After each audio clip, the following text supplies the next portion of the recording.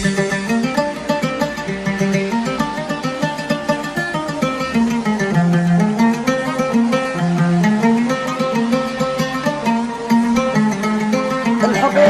السعودي طلع.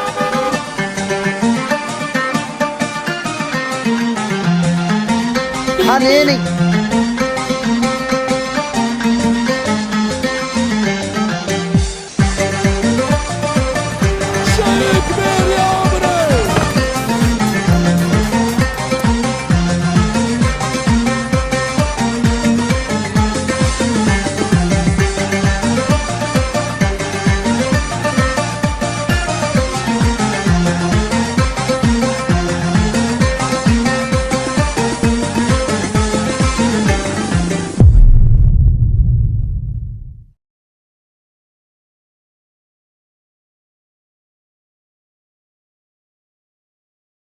هلا والله، حياكم وبياكم متابعينا ومشاهدينا في كل مكان. رمضان كريم وكل سنة وانتم طيبين، تقبل الله منا ومنكم صالح الأعمال. طبعا يا جماعة الخير، معروف معكم المعروف اللي ما يعرف، محمد الهلالي في قناتي على اليوتيوب. وأهلا وسهلا ومرحبا بكم في الحلقة الثانية من برنامج فانوس طافي.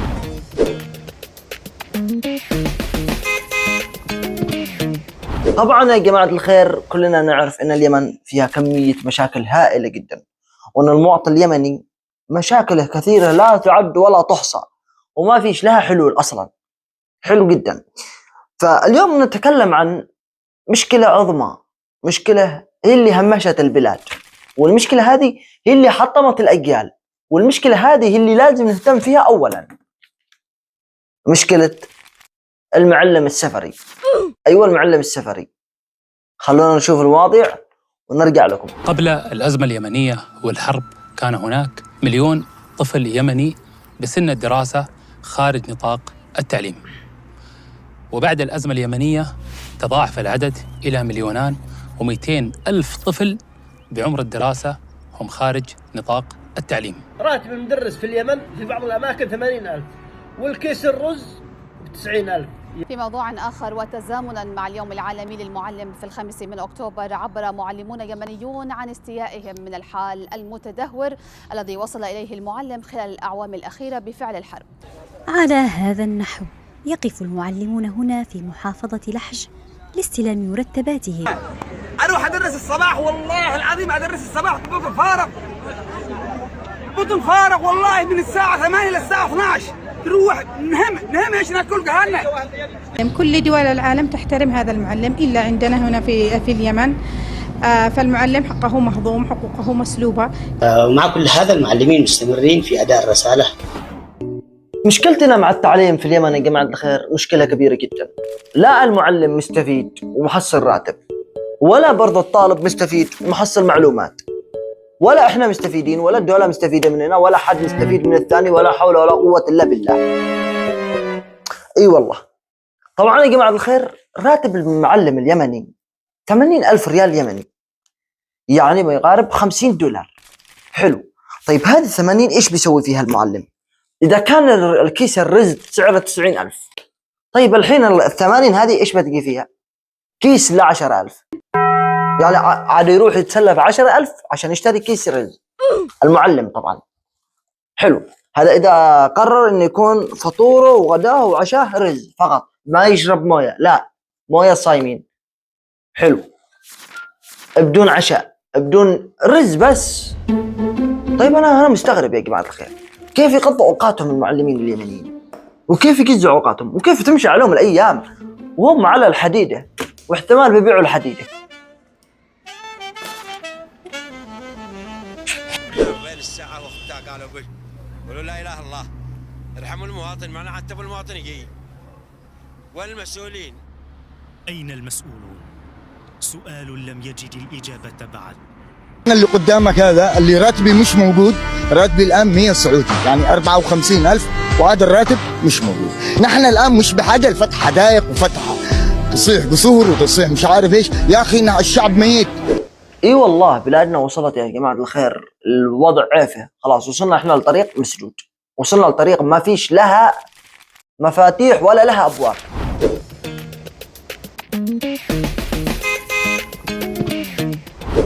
طبعا يا جماعة الخير، عندنا المراحل التعليمية في اليمن حلو، يعني في كل البلاد الدرس التمهيدي، ثم الأساسي، ثم الابتدائي، ثم الثانوي، ثم الجامعي.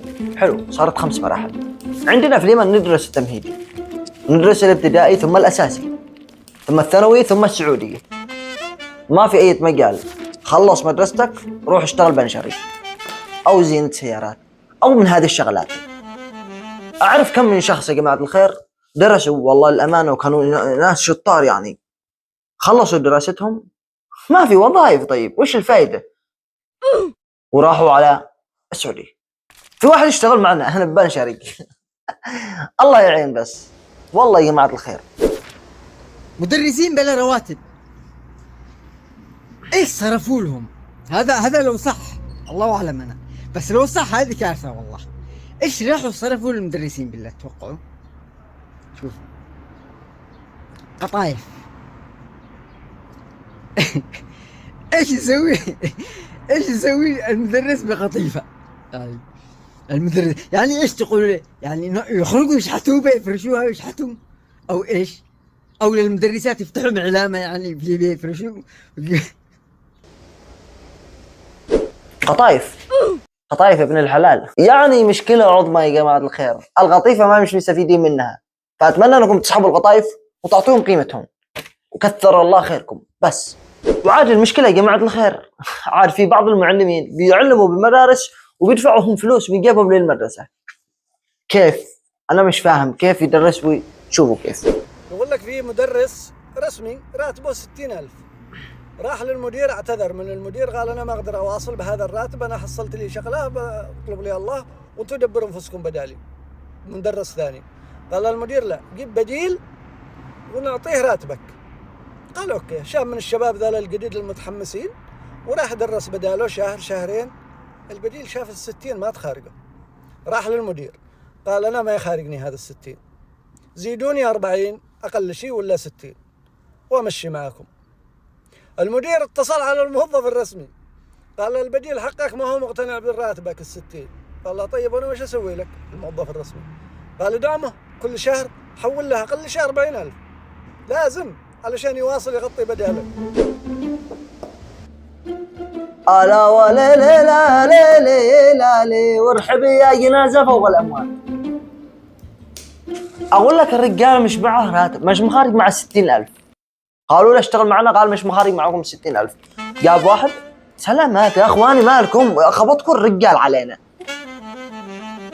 ادفعوا له راتب يا رب خارجنا. بس الله يعين والله. أنا أقول لكم ما في مجال غير هكذا وما في حل للبلاد هذه. خلاص الوضع خرج عن السيطرة والوضع خرجوا مع بعض ولا رجعوا. قم للمعلم وفه التبجيل، كاد المعلم أن يكون رسولا. عذرا شوقي فبلادنا باتت مكبلة بحكم الفاسدين تكبيلا. كاد المعلم فيه أن يخر قتيلا، كاد المعلم أن يموت عليلا، كاد المعلم أن يصير هزيلا. بات المعلم يشتكي وله من الأوجاع مأتما وعويلا. طبعا كلنا نعرف الشاعر أحمد شوقي اللي يخرج كلمات يعطي فيها المعلم حلو. وطبعا نفس ما قال أحمد شوقي قم للمعلم، إنما بطريقتنا احنا نقول فيها يا جماعة الخير قم للمعلم وفه التبجيل. هذا حق أحمد شوقي. قم للمعلم ووفه التطبيل، كاد المعلم أن يكون قتيلا. أعلمت من الذي أخذ حق المعلم ولم يبقي له حتى قليلا. فقد تغير حال بلادنا وتبدل حال المعلم تبديلا. والمشكلة مش هنا يا جماعة الخير، المشكلة أن المعلمين مش قادرين يجيبوا لقمة عيش لأولادهم. يعني المعلم اللي جالس يطلع رجال يطلع كوادر اللي هو اللي يبني الوطن مش قادر يعطي لقمة عيش لأولاده.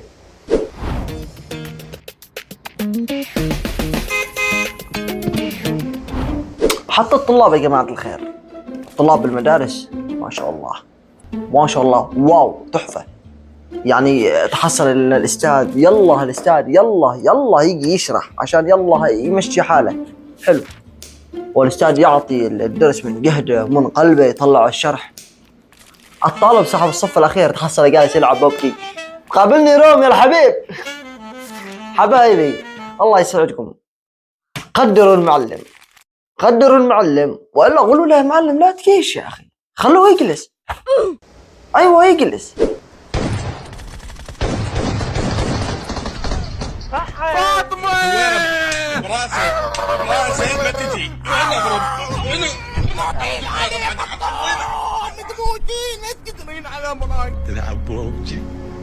يعني تخيل ان المعلم يا جماعه الخير، تخيلوا ان الرجال سايب عمل وجاي يشتغل بوظيفته. حتى الان المعلمين صار عنده وظيفتين، انه تحصل المعلم يدرس من الصباح او يشتغل من الصباح لين الظهر في المدرسه، يخلص يروح يشتغل مقوتي، يشتغل بوفيه، باي مكان لما حيه فيه فلوس داخل. السعودي 650. هذا مشكلتنا هي. المشكله ان عندنا مشاكل كثيره جدا، كل ما جيت تشوف المشكله من هذا الجنب حلو نسيت الجنب الثاني. فلما تبدا تحل المشكله باللي جنب هذا بتروح. شوفوا مشكله اليمن يا جماعه الخير نفس الخزان الحديد، شفت الخزان حق المويه، الخزان الحديد القديم حلو لما يكون مفجور او مكسور، فانت بتروح تعمل له صابونه او شيء بالزاويه هذه بحيث انه ما يخرجش مويه، فجاه ينفتح من الجهه الثانيه، او تروح تسدد بالنار ينفتح من هنا، يعني ما في اي مجال يسدد هذا المجال. فنسال الله ان يوفقنا ان شاء الله، وان شاء الله بتصلح البلاد. مش معنى اللي نقول ان شاء الله شو نسوي؟ اذا تكلمنا زياده ودخلنا داخل يودونا داخل، خلونا من بعيد لا بعيد. حلوين. على العموم يا جماعه الخير هذا هي حلقتنا لهذا اليوم، اتمنى ان تكون عجبتكم، وانتظرونا في الحلقه الثالثه ان شاء الله باذن الله في موضوع جديد. اصحاب برشلونه والريال خليكم جاهزين. السلام عليكم.